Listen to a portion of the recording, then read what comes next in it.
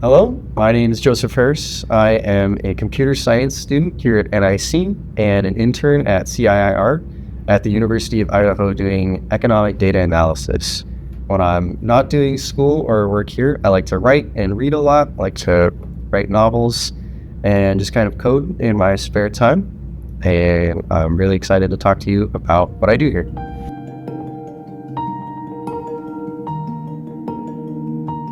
Yeah. So it's a good question because it's kind of been redefined as we've gone along.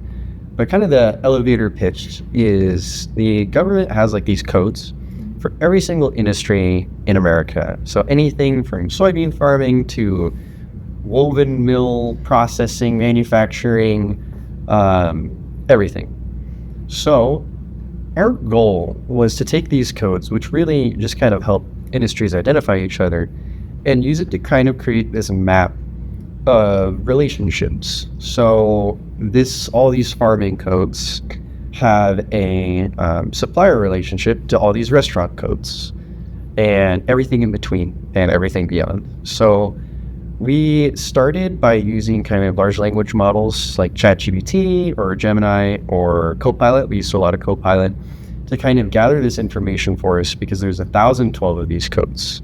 So it's not something that we can hand research, especially if we're going to compare each of the 1,012 with all of the other 1,012.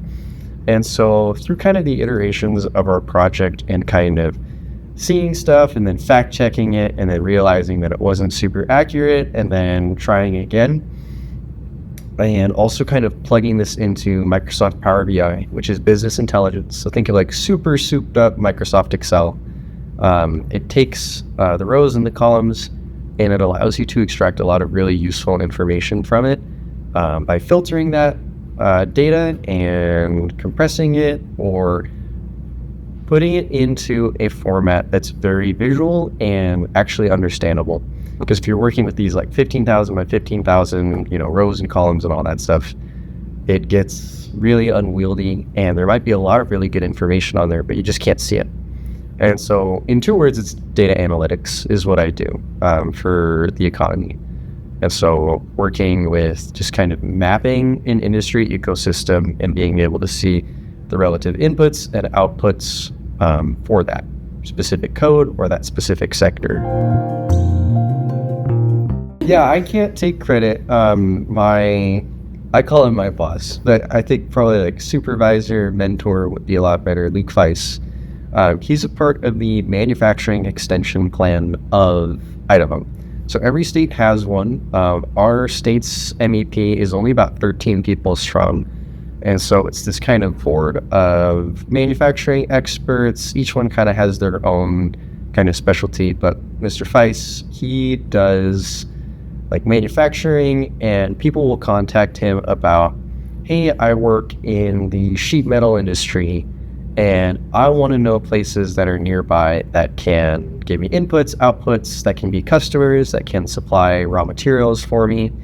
And so he's had this dream for a long time of this business intelligence report, this Microsoft Power BI thing that would allow people to, at the click of a button, be able to find what they need based on what they are.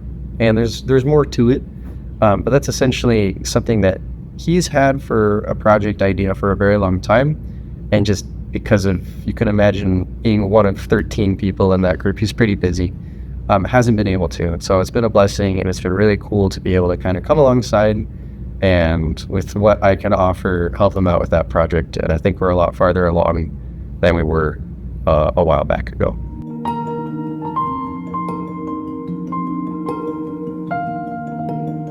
So Luke works, he's kind of housed at the University of Idaho, and he's been kind of wanting to get this project going for quite some time. And so when they offered to the NIC interns, the teacher of my first ever computer science class here at NIC, Jordan Reed, she gave me a recommendation of, hey, you should check out this internship.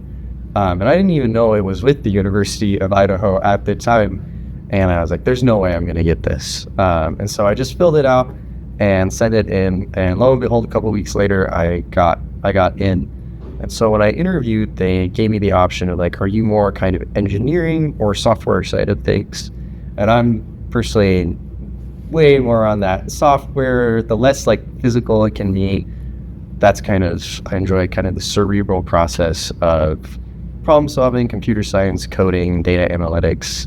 And so they were able to kind of plug me into this project, which is cool.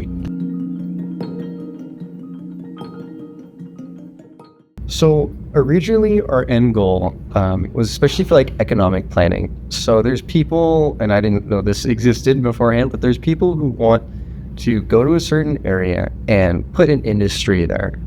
And they want to know if it's going to be viable, what sort of support that they need, if anything needs to be nearby, or just kind of the logistics of those things. So let's say I wanted to bring the semiconductor industry to Coeur d'Alene, right? We don't have a super strong semiconductor presence here. So let's say I wanted to do that. The goal of our report was to be able to say, okay, I'm this code, right?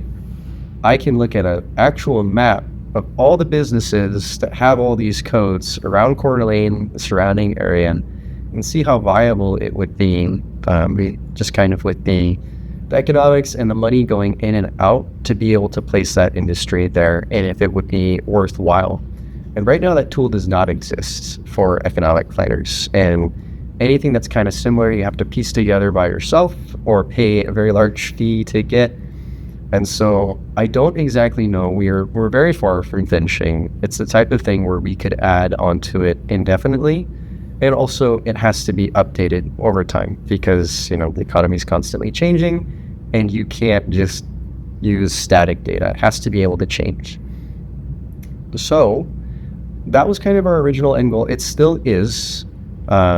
I am only working on this internship, on this project, up until May 15th. So just a couple of weeks from now. And I feel like we've left it in a really stable position. At first, we had to massively lower the scope. So there's 1,012 codes. We had to lower it down to about 12. And because of contacting kind of with a third party with their own like server farms and AI resources, we're able to kind of restore the scope of the original project back to those 1,012.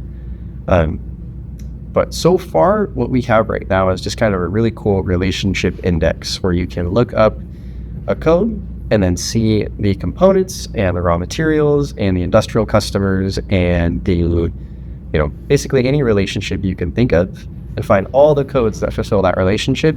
And then you can go on those codes and find the codes that are, the raw materials and components for those. And it's in a really stable spot, and I'm very proud of it so far.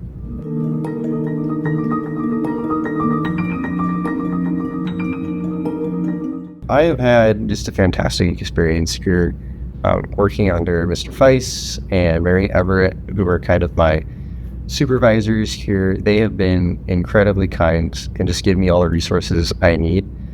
Just constantly checking in, working with me on problems. Me and Luke have worked for hours and hours and hours together on prompts and trying to find things and find ways to work and getting the logic all worked out, which is sometimes quite a puzzle. I've just had a great experience and very excited to continue going. I have another internship with the University of Idaho planned for this summer. And yeah, it's just been an incredible experience. I'm very, very thankful.